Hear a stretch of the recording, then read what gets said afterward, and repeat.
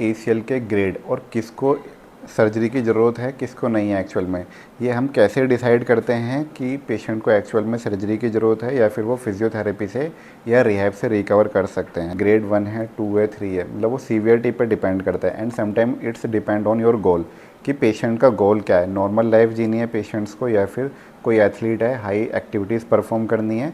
So it's depend on goal and the severity of tear of ACL. So generally ACL के 3 grade होते हैं, grade 1, grade 2, grade 3।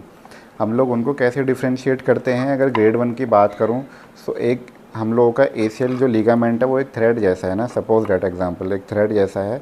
अभी grade 1 में क्या होता है, ग्रेड 1 में फ्यू फाइबर्स स्ट्रेच हो जाते हैं एसीएल के।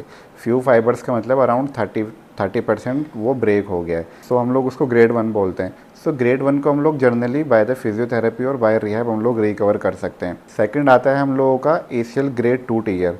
ग्रेड 2 में क्या होता है, मोस्ट ऑफ द 0.5% मतलब 0.5% ब्रेक हो जाता है। अराउंड 50% फाइबर्स एसीएल के ब्रेक हो जाते हैं।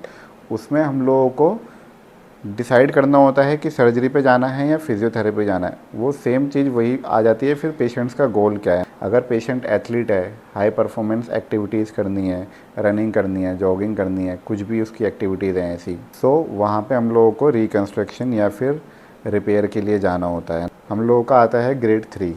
ग्रेड 3 में क्या होता है, एसीएल कंप्लीट टीयर हो जाता है। जैसे आपको हमारे इस मॉडल में भी दिखेगा ग्रेड 3 टीयर, इसका भी ग्रेड 3 का टीयर है, ये कंप्लीट टीयर हो गया है। सो कंप्लीट टीयर में क्या देखने को मिलता है हम लोगों को, बिल्कुल ब्रेक हो गया है ना, उसके अंदर कोई कनेक्टिविटी नहीं है, वो बिल्कुल ब्रेक हो गया है। सो उसको फिजियोथेरेपी से हम लोग रिकवर कर ही नहीं सकते, इम्पॉसिबल है।